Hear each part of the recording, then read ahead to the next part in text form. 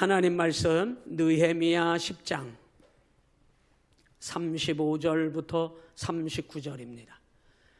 구약 성경 742쪽 느헤미야 10장 35절부터 39절 찾으셨으면 아멘. 다 같이 합독합니다. 시작.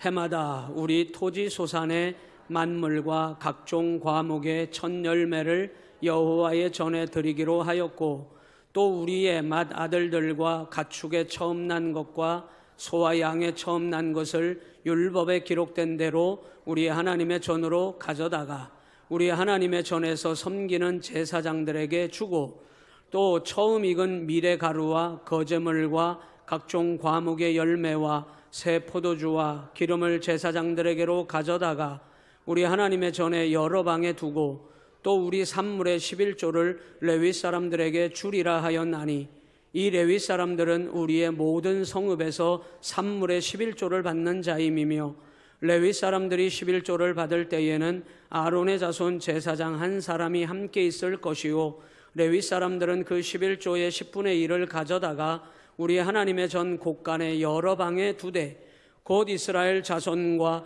레위 자손이 거제로 드린 곡식과 새 포도주와 기름을 가져다가 성소의 그릇들을 두는 골방, 곧 섬기는 제사장들과 문지기들과 노래하는 자들이 있는 골방에 둘 것이라. 그리하여 우리가 우리 하나님의 전을 버려두지 아니하리라. 아멘. 따라서 합니다. 맥추절을 지키라. 오늘 저는 이와 같은 제목으로 함께 여러분과 오늘 맥추감사절기에 하나님의 말씀으로 은혜 나누기를 원합니다.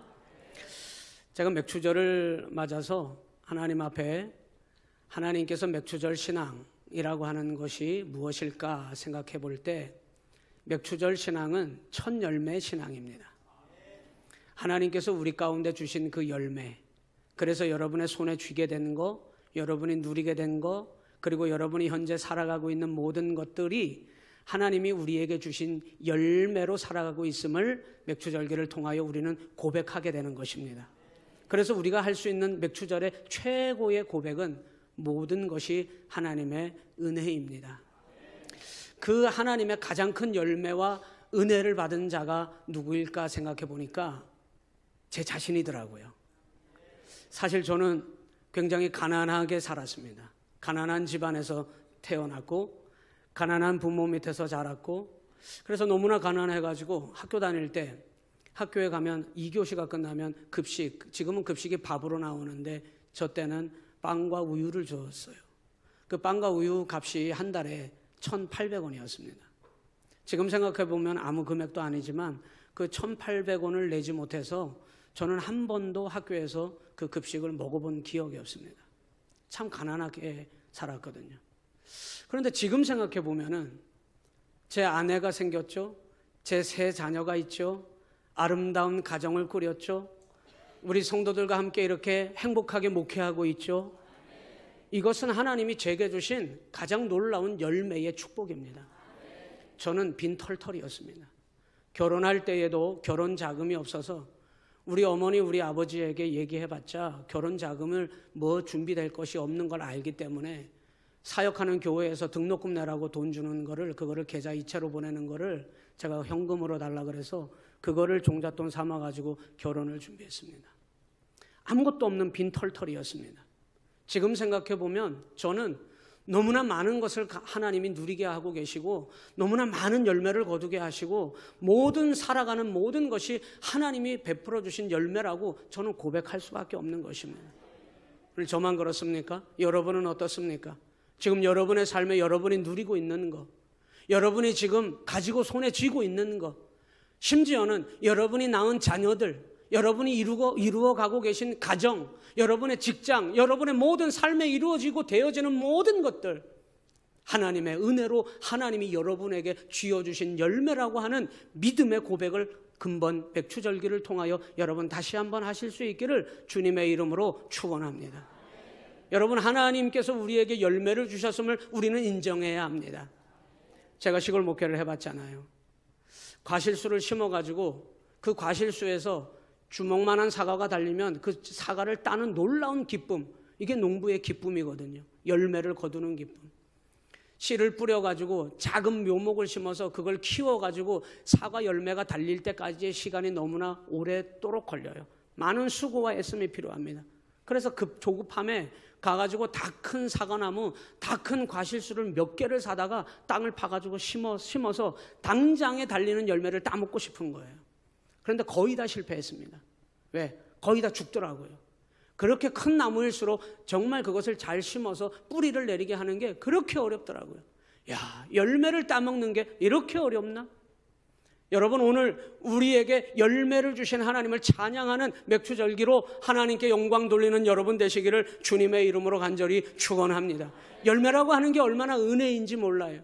여러분에게 주신 하나님의 열매가 하나님 이 시간 내게 주신 은혜, 내가 가장 놀라운 맥추절의 축복을 받았군요. 여러분 자신이 그 주인공임을 인정하시기를 바랍니다. 저는 빈털털이었다니까요. 그런데 지금 모든 삶에 이루어지고 있는 이 모든 것은 정말 하나님이 내게 주신 열매임을 저는 믿습니다. 오늘 이 은혜가 이 2부 예배 가운데 오신 여러분 모두에게 하나님이 나를 가장 사랑하셨군요. 하나님이 내게 베풀어 주신 모든 열매가 이렇게 아름다운 열매군요. 하나님 앞에 영광 올려드릴 수 있기를 주님의 이름으로 축복합니다. 오늘 느헤미야 이 10장의 얘기가 그 얘기를 하고 있는데요. 하나님은 이스라엘 백성들을 향하여 최소한 1년에 3차례 반드시 3대 절기를 지키라고 하나님 명령하셨습니다.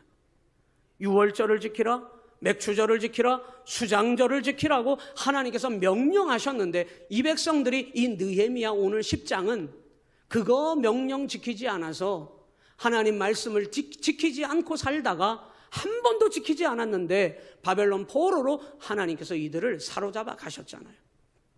그리고 70년 포로 생활을 다 마치고 나서 오늘 에스라와 느헤미야라고 하는 이 총독을 통하여 1차, 2차, 3차에 걸쳐서 이 이스라엘 백성들을 다시 예루살렘으로 그들을 데리고 오십니다. 그때 1차 포로 귀환 때에 그것을 주도했던 사람이 느헤미야와 에스라라고 하는 사람이었는데 이들이 바벨론 포로지에서 돌아온 18년 만에 처음으로 이 백성들이 예루살렘에 돌아왔어요. 돌아오고 보니 하나님의 성전 예루살렘은 초토화되어 있습니다. 완전히 쑥대밭이 되어 있습니다. 모든 터전이 다 사라져 버렸습니다. 느헤미야에게 주어진 사명은 무너진 성벽을 재건하라는 것이었어요. 그리고 그것을 다시 회복해 하시고 그곳에서 이들이 그리고 나서 하나님 앞에 깨달은 것이 있는데 하나님 말씀대로 절기를 지키지 않았던, 하나님 말씀을 거역함으로 자기들이 당했던 그것이 하나님 앞에 우리가 절기를 지키지 않음으로 일어난 일임을 그들이 깨닫게 된 것입니다. 그리고 나서 이들이 성벽을 다 재건하고 난 다음에 오늘 10장에서 뭐 하고 있냐면 따라서 해보실까요? 언약 임봉식. 언약 임봉식이 뭐예요? 하나님이 내게 열매 주신 거 인정하겠다는 거예요. 하나님이 열매 주셔야 내가 그거 내 손에 쥘 수 있다는 거 인정하겠다는 겁니다. 언약 임봉식이 뭡니까? 모든 것이 하나님의 은혜로 내가 살고 있음을 하나님 그분만을 인정하겠다고 하는 것이 맥추절기입니다, 여러분. 그래서 우리가 하나님 앞에 언약을 지키자고 임봉하자. 한 사람씩 돌아온 사람들의 모든 이름을 다 쓰라는 거예요. 1절에 가서 10장 1절에 가서 보면 그 임봉한 자는 하가라의 아들 총독 느헤미야와 시드기야와 스라야 아사랴 예레미야 쫙 그들이 바벨론에서 돌아온 한 사람 한 사람의 모든 이름을 다 기록해가지고 임봉해가지고 하나님 앞에 올려드리는 것입니다. 그때 이들이 오늘 35절에서 뭐라고 고백하냐면 35절 봅니다.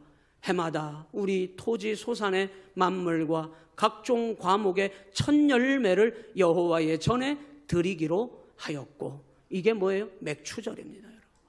하나님이 명령하신 3대 절기를 지키지 않았다가, 한 번도 지키지 않았다가 이 백성들이 그것 때문에 하나님께 징계를 받고 바벨론 포로에서 생활을 마치고 돌아와서 이들이 깨달은 것, 하나님이 열매의 주인이신 것을 인정하지 못하고 사는 것, 회개하며 깨달은 줄로 믿습니다. 여러분, 하나님이 열매의 주인이십니다. 이들은 오자마자 언약 임봉식에 참여한 모든 사람들이 그거 다 인정했어요.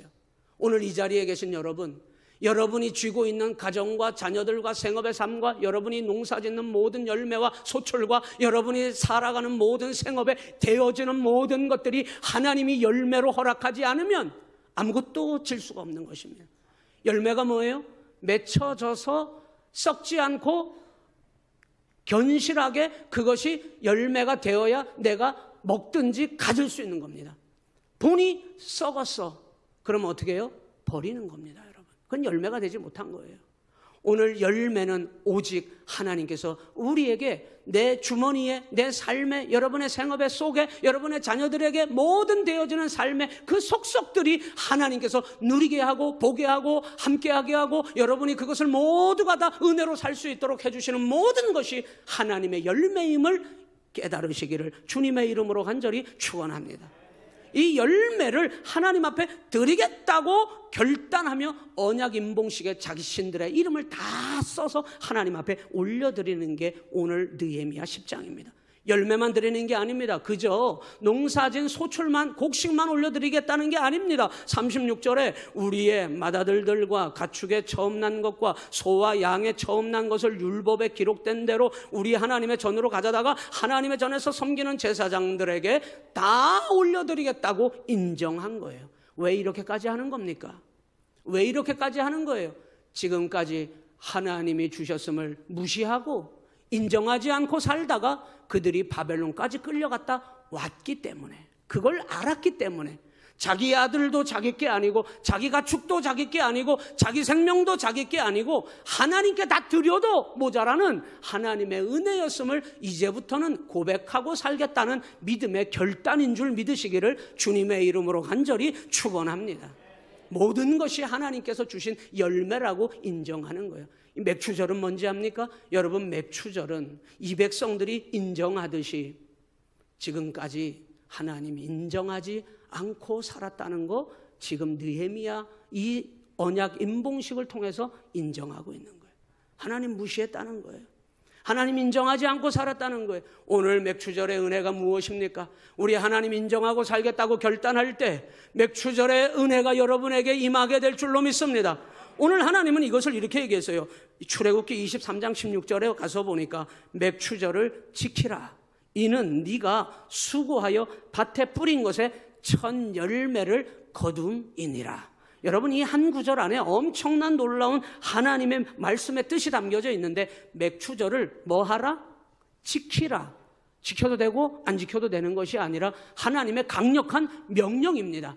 어떤 상황이든 내게 불리하든 불리하지 않든, 내게 유익이 되든 유익이 되지 않든, 내 머리로 이해가 되든 이해가 되지 않아도 여러분의 형편이 지금 넉넉한 형편이든 부족한 형편이든 어떤 상황이든 상관없이 지키라. 반드시 하나님의 말씀대로 지키라고 하는 명령으로 받으시기를 주님의 이름으로 간절히 축원합니다. 여러분, 이것은 하나님의 명령이에요. 이 명령을 받아들고 어떤 상황이든 하나님 앞에 하나님이 내 열매의 주인이시라고 인정하고 살으라고 하는 이 말씀을 붙잡을 때만이 여러분의 삶에 썩어지지 아니하고 없어지지 아니하고 사라지지 아니할 영원한 하나님이 주실 열매를 여러분이 그 열매를 따라 살아가게 될 줄로 믿습니다.